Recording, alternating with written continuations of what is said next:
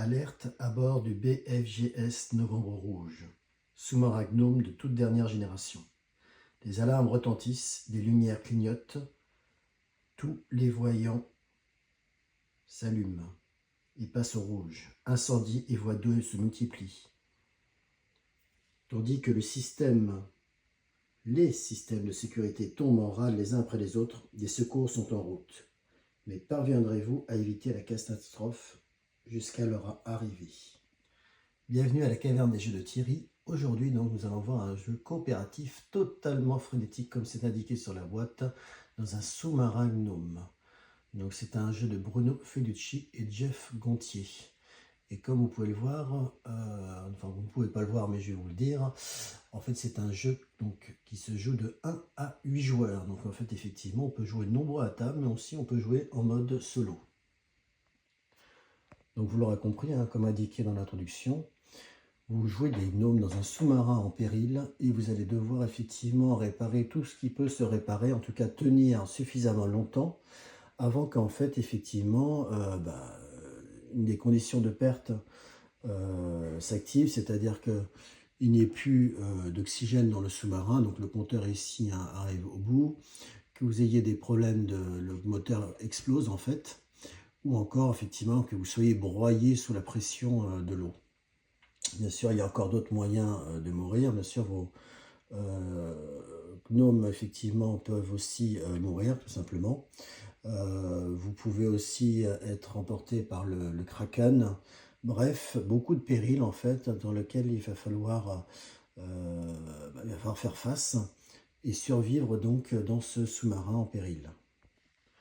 Alors rapidement un petit tour du propriétaire si je puis dire. Vous avez donc effectivement des cartes périls que vous allez tirer en fait et qui vont effectivement, vous allez avoir des déclenchements d'incendie ou d'autres périls divers et variés. Vous avez des cartes équipement qui justement vont vous aider à survivre dans ce sous-marin. Vous avez effectivement donc ce magnifique plateau. Donc on est ici sur une version, une édition révisée, une boîte plus grosse. Je sais qu'il existait auparavant aussi des versions, alors des boîtes plus petites, peut-être plus avantageux pour transporter, mais effectivement avec un plateau plus petit. Donc là on a un plateau relativement grand, mais pas trop en fait, suffisamment en tout cas pour jouer. Vous avez des magnifiques figurines de gnomes sur lesquelles vous allez utiliser pour vous déplacer dans des différentes salles du sous-marin. Des compteurs de temps. Et puis bien sûr votre carte de gnome, donc votre couleur. Donc là vous avez ici le côté sobre, vous avez de l'autre côté un côté alcoolisé, avec un niveau d'alcoolémie. Vous allez voir effectivement ça a une importance dans ce jeu-là. Et bien sûr chaque gnome va partir au début avec 2 équipements, mais effectivement vous allez pouvoir en reprendre d'autres, notamment dans cette salle-là. Alors vous allez devoir en fait survivre suffisamment longtemps, donc avant qu'une des conditions de perte ne soit déclenchée. Survivre assez longtemps, en fait, ça veut dire tout simplement que il va falloir que votre compteur de personnages, au moins en tout cas l'un des 3, atteigne cette zone-là. Et en fait, à chaque fois que vous allez faire des actions, vous allez effectivement avancer le compteur de temps et vous allez passer effectivement sur des petites étoiles qui vont déclencher effectivement ces fameux événements qui sont soit au mieux il va ne rien se passer et bien sûr la plupart du temps il va se passer des choses négatives dans le sous-marin qu'il va falloir réparer. Alors le tour d'un jeu est assez simple. D'abord vous allez effectivement vous déplacer ou pas. Ensuite, faire une action. Vous avez le droit à faire une action, donc en général des réparations, éteindre des incendies. Donc par exemple ici, là on a un incendie qui s'est déclenché. Vous allez ensuite faire un test d'alcoolémie. Alors lorsqu'ils sont sobres, bien sûr, ça ne sera pas nécessaire, mais par contre, effectivement, lorsque vous aurez pris de l'alcool, cet alcool en fait va vous permettre effectivement de pouvoir faire des choses que vous ne pourriez pas faire, d'améliorer vos statistiques, mais par contre, effectivement, plus vous serez alcoolisé, plus il y aura des risques que vous tombiez en fait dans un coma. Donc ce qui n'est pas effectivement génial. Et dernier point, les conséquences en fait, c'est-à-dire qu'en fait chaque action que vous allez faire, donc ça va vous prendre du temps. Et effectivement, vous allez passer ensuite votre pion personnage sur les petites étoiles. et il y aura des conséquences. Mais on va voir ça plus concrètement, chaque étape. Alors, il y a pas mal de petites nuances dans ce jeu-là. Là, je vais vraiment décrire les grandes lignes du jeu, mais pour vous donner un petit peu l'idée du fonctionnement de ce novembre rouge. Donc, on va commencer effectivement la première étape, je l'ai dit, c'est le déplacement. Alors, le déplacement, en fait, ça veut dire tout simplement, on va pouvoir se déplacer autant de cases que l'on souhaite. Bien sûr, plus on va se déplacer, plus ça va prendre de temps. Tout est une question en fait de temps dans ce jeu-là. En fait, aller dans une pièce à côté, en fait, c'est-à-dire ouvrir une écoutille. Ouvrir une écoutille, ça vous prend 1 minute. Voilà. Donc, si vous, par exemple, vous étiez la pièce 4, vous voulez aller sur la pièce 2, vous allez aller donc dans celle-là, ça va vous prendre 1 minute, et ensuite celle-là. Bon, en sachant ici, là, alors dans l'exemple, il y a un incendie, donc imaginons qu'il n'y a pas un incendie, parce qu'on ne pourra pas traverser comme ça. Mais disons qu'il n'y a pas d'incendie, on peut faire ça 1 et 2, donc ça nous prend 2 minutes. Voilà pour l'exemple du déplacement. Donc, vous voyez, c'est assez simple. Mais effectivement, cette étape, c'est elle est simple, elle est stratégique, parce qu'effectivement, c'est là où vous allez déterminer ce que vous allez faire, où est-ce que vous allez aller, effectivement, pour résoudre les problèmes les plus urgents.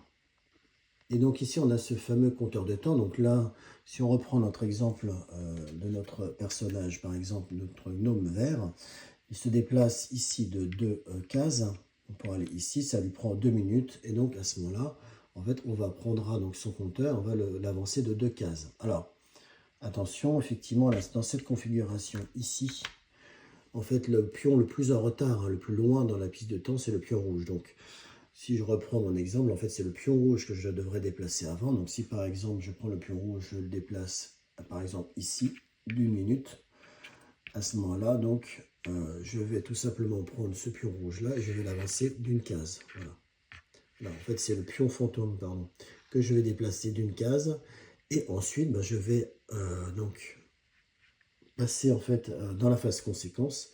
Je déplacerai le pion rouge pour rejoindre le pion blanc et voir les conséquences. Mais on n'en est pas là pour l'instant, on a juste fait le déplacement, donc ça lui a pris qu'une seule minute.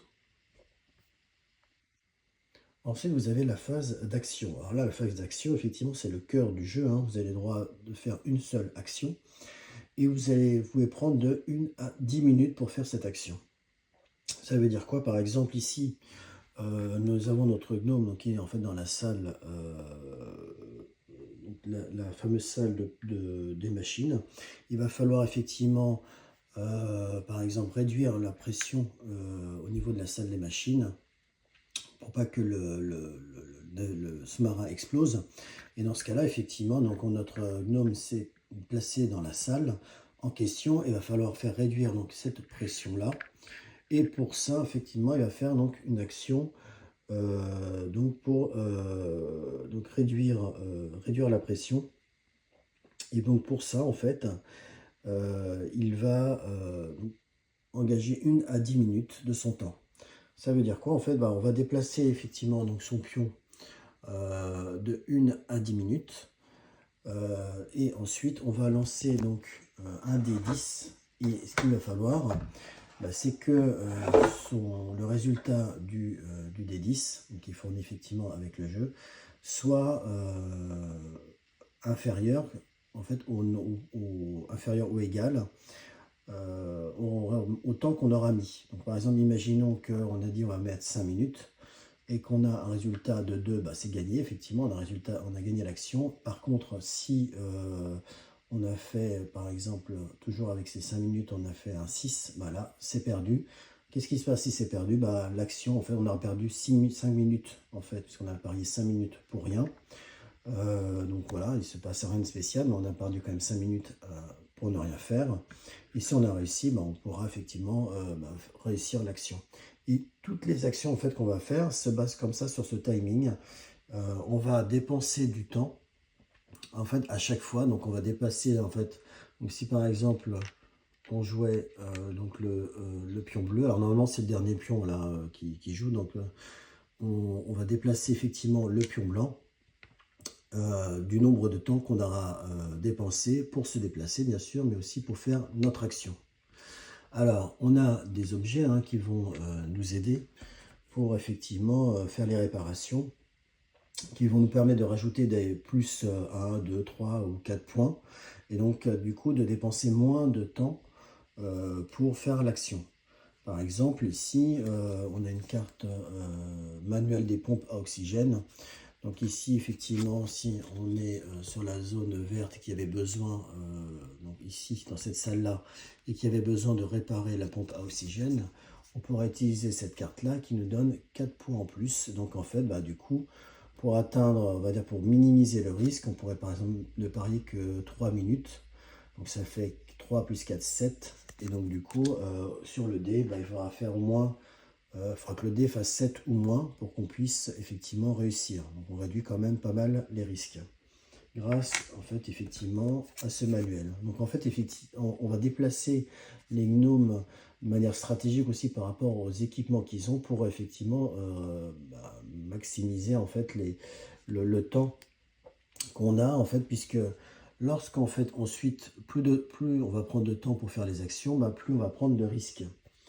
Parce qu'ensuite en fait donc on a le test d'alcoolémie, donc on en a parlé tout à l'heure. En fait on va jeter le dé, et effectivement il va falloir faire un chiffre inférieur ou égal au chiffre indiqué ici, bah, sinon effectivement notre gnome va tomber d'alcoolémie. Alors là pour l'instant ils sont sobres, donc il n'y a pas de souci. Et ensuite, en fait, on a la dernière phase, donc la phase conséquence. Donc, imaginons, par exemple, on a pris tout ça de temps. Et donc, en fait, notre pion, donc là, alors, par exemple, ici, le pion rouge, c'est toujours normalement le dernier pion, en fait, qui se déplace, bah, va passer par les différentes cases. Alors, quand il va passer par des étoiles, bah, on va tirer des cartes conséquences, en fait, et il va se passer des tas de choses dans le navire. Lorsqu'on va tomber aussi sur des étoiles noires, là ça veut dire qu'on va pouvoir piocher des équipements. On a trouvé des équipements du temps qu'on a passé dans la pièce, dans le navire, donc ça c'est un point positif. Et lorsqu'en fait il y aura les deux, il va quand même appliquer la conséquence avant de pouvoir appliquer, de pouvoir prendre l'objet. Donc là effectivement, je vous ai simplement fait une ébauche en fait d'un tour de jeu et des différentes actions possibles, parce que au niveau des actions, comprenez, en sous-marin, il y a pas mal d'actions, d'incidents qu'il va falloir réparer. Il va falloir débloquer une écoutille ou éteindre un incendie, pomper l'eau, réparer le moteur, réparer les pompes à oxygène, refroidir le réacteur, stopper le compte à rebours des missiles, tuer le Kraken.